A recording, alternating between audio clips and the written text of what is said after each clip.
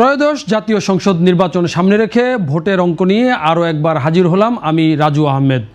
এই পর্বে আমরা আলোচনা করব চাঁপাইনবাবগঞ্জ ৩ আসন নিয়ে। চাঁপাইনবাবগঞ্জ ৩ বাংলাদেশের উত্তরের জেলা চাঁপাইনবাবগঞ্জের সদর উপজেলা নিয়ে গঠিত। এই আসনটি ঐতিহ্যগতভাবেই জামায়াত এবং বিএনপির শক্তিশালী অবস্থান। আমরা দেখে নিতে চাই আগের নির্বাচনগুলোতে কি হয়েছিল এখানে। শুরু করব 1991 সালের নির্বাচনের ভোটের চিত্র দিয়ে।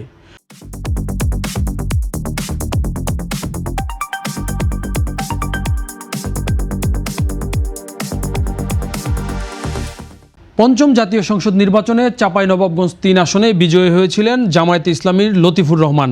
তিনি দাঁড়িপাল্লা প্রতীক নিয়ে ভোট পেয়েছিলেন ৫৮,৩৩৩, যা মোট ভোটের ৩৫.৩%। তার নিকটতম প্রতিদ্বন্দ্বী ছিলেন বিএনপির সুলতানুল ইসলাম মনি। ধানের শীষ প্রতীক নিয়ে তিনি ভোট পেয়েছিলেন ৪৪,৩১৮, যা মোট ভোটের ২৬.৯%। অর্থাৎ 1991 সালের নির্বাচনে এই চাঁপাইনবাবগঞ্জ ৩ আসনে মূলত বিএনপি এবং জামায়াতের মধ্যে মূল প্রতিদ্বন্দ্বিতা হয়েছিল এবং এই নির্বাচনের পরেও যদিও জামায়াত বিএনপিকে সরকার গঠনে সহযোগিতা করেছিল এবং এরপর 1996 সালের সপ্তম জাতীয় সংসদ নির্বাচনে এই আসনটিতে বিজয়ী হয়েছিলেন বিএনপির হারুনুর রশিদ। ধানের শীষ প্রতীক নিয়ে তিনি ভোট পেয়েছিলেন ৭৭,৯২৯। তার প্রাপ্ত ভোটের হার ছিল ৪৩.৫%। নিকটতম প্রতিদ্বন্দ্বী ছিলেন 1991 সালে যিনি বিজয়ী হয়েছিলেন জামায়াতের লতিফুর রহমান। দাঁড়িপাল্লা প্রতীক নিয়ে তিনি ভোট পেয়েছিলেন ৪৭,০৪৮ ভোট, যা মোট ভোটের ২৬.৩%। পরবর্তীতে ২০০১ সালের জাতীয় নির্বাচনে বিএনপি এবং জামাত জোটবদ্ধভাবে নির্বাচন করে সারা দেশে তারা একে অপরকে ছাড় দিয়েছিল। এই আসনটি চাঁপাইনবাবগঞ্জ ৩ আসনটি জামায়াতের পক্ষ থেকে বিএনপিকে ছেড়ে দেওয়া হয়, কিন্তু সেখানকার সাবেক এমপি লতিফুর রহমান যিনি জামায়াত নেতা তিনি স্বতন্ত্রভাবে ঘড়ি প্রতীক নিয়ে নির্বাচন করেছিলেন এবং সেই নির্বাচনে বিএনপির হারুনুর রশিদ তার বিজয় অক্ষুণ্ণ রাখেন। তিনি ৮৫,৪৮৯ ভোট পেয়ে নির্বাচিত হন। তার প্রাপ্ত ভোট ছিল ৩৯.৪%। জামায়াত নেতা লতিফুর রহমান যিনি স্বতন্ত্র প্রার্থী হিসেবে নির্বাচন করেছিলেন ঘড়ি প্রতীক নিয়ে তিনি ভোট পেয়েছিলেন ৬০,৪৬০ ভোট এবং তার প্রাপ্ত ভোটের হার ছিল ২৭.৮%।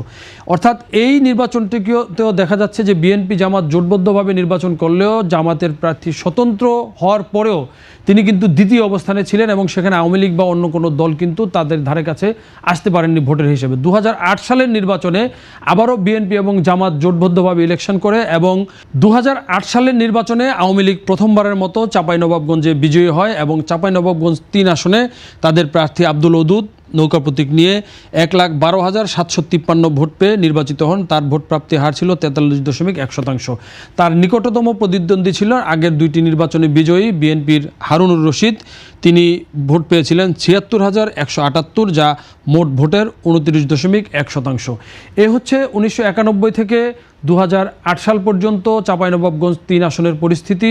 অর্থাৎ সার্বিকভাবে দেখা যাচ্ছে যে ২০০৮ সালে এখানে আওয়ামী লীগ বিজয়ী হলেও সার্বিকভাবে বিএনপি এবং জামাতের কিন্তু এখানে একটি শক্ত ঘাঁটি এবং পরবর্তীতে আমরা দেখেছি যে ২০১৮ সালের যে নির্বাচনটি রাতের ভোট হিসেবে পরিচিত সেই ভোটে বিএনপি অংশগ্রহণ করেছিল এবং সারা দেশে রাতের ভোটের কারণে বিএনপির প্রার্থীরা বিপুল ব্যবধানে পরাজিত হলেও যে ৭টি আসনে বিএনপি জয়ী হয়েছিল তার মধ্যে কিন্তু এই চাঁপাইনবাবগঞ্জ ৩ আসনে একটি এবং সেখানে তাদের প্রার্থী হারুনুর রশিদ কিন্তু মোটামুটি বড় ব্যবধানে আওয়ামী লীগের প্রার্থীকে হারিয়ে ২০১৮ সালের নির্বাচনে বিজয়ী হয়েছিলেন এবং সংসদে তিনি সরব থেকে কিন্তু জাতীয়ভাবে সেই নির্বাচনের পর তিনি সংসদে জাতীয়ভাবে তিনি দৃষ্টি আকর্ষণ করতে সক্ষম হয়েছিলেন। সেই হারুনুর রশিদ আবারও এইবার প্রার্থী হয়েছেন বিএনপির প্রার্থী। আমরা সেই বিষয়ে আলোচনার আগে আমরা দেখে নিতে চাই ২০২৬ সালের এই নির্বাচনে চাঁপাইনবাবগঞ্জ ৩ আসনে ভোটার সংখ্যাগত তথ্য।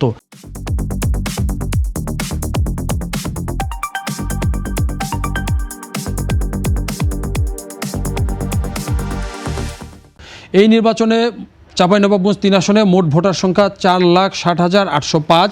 এর মধ্যে নারী ভোটার ২,৩০,৬৯০ এবং পুরুষ ভোটার আছেন ২,৩০,১১৫ জন। এই আসনে কোনো হিজড়া ভোটার নেই।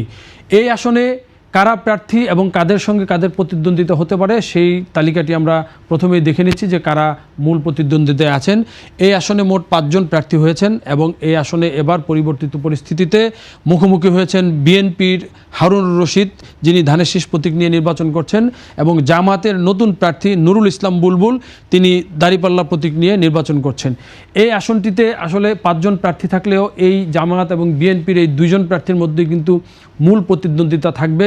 হারুনুর রশিদ এখান থেকে মোট 3 বার সংসদ সদস্য নির্বাচিত হয়েছেন এবং জনগণের সাথে তার কিন্তু একটা বিরাট সরাসরি যোগাযোগ রয়েছে। তিনি 2018 সালের নির্বাচনে বিজয়ী হওয়ার পর যেটা আগে উল্লেখ করেছি, সংসদে সরব থেকে তিনি কিন্তু সারা দেশের দৃষ্টি আকর্ষণ করতে সক্ষম হয়েছিলেন এবং বিএনপির শক্তিশালী ঘাঁটি হিসাবে চাঁপাইনবাবগঞ্জে তিনি একজন শক্তিশালী প্রার্থী। অন্যদিকে জামায়াতের নুরুল ইসলাম বুলবুল, তিনি জামায়াত ইসলামীর ঢাকা মহানগর দক্ষিণের আমির এবং তিনি শিবিরের সাবেক সভাপতি।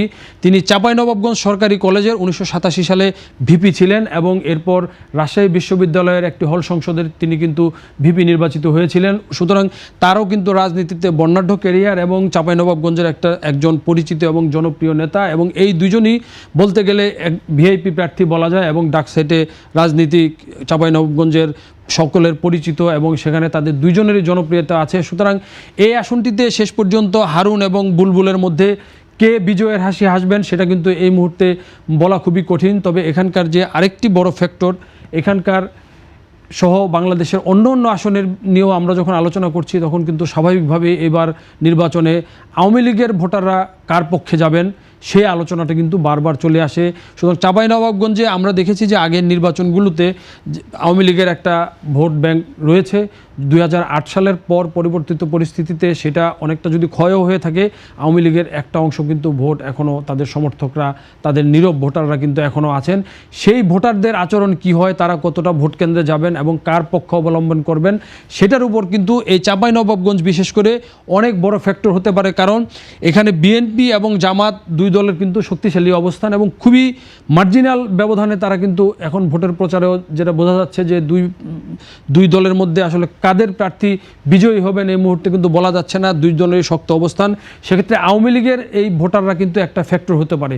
দ্বিতীয়ত হলো তরুণ ভোটার যারা আছেন, এই নির্বাচনে প্রায় 27% তরুণ ভোটার যারা প্রথমবারের মতো ভোট দিবেন, তারা কার পক্ষে যাবেন এবং 2 জোট, বিএনপির জোট এবং জামাত জোটের অন্যান্য শরিক দলের ভোটের কী অবস্থা সেই চাঁপাইনবাবগঞ্জে, যদিও সেটা একটা মার্জিনাল খুবই, তো তারপরেও সেই ভোটগুলোও কিন্তু অনেকটা ফ্যাক্টর হয়ে যেতে পারে। এবং সার্বিকভাবে আমরা যেটা মন্তব্য করতে পারি যে চাঁপাইনবাবগঞ্জ 3 আসনের ফলাফল যাই হোক না কেন এটা খুবই কম ব্যবধানে হয়তোবা ফলাফল নির্ধারিত হবে। এবং এই নির্বাচনে বাংলাদেশের যে কটি আসনে তুমুল লড়াইয়ের সম্ভাবনা রয়েছে তার একটি চাঁপাইনবাবগঞ্জ 3।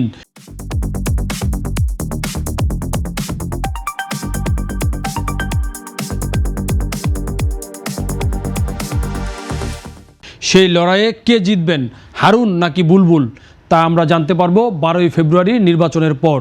সেই পর্যন্ত ভোটের অঙ্কে চলতে থাকবে বিভিন্ন আসনের হিসাব নিকাশ। দর্শক, বাংলাদেশ প্রতিদিনের ইউটিউব চ্যানেল এবং ফেসবুক পেজ ফলো করে আমাদের সঙ্গেই থাকবেন।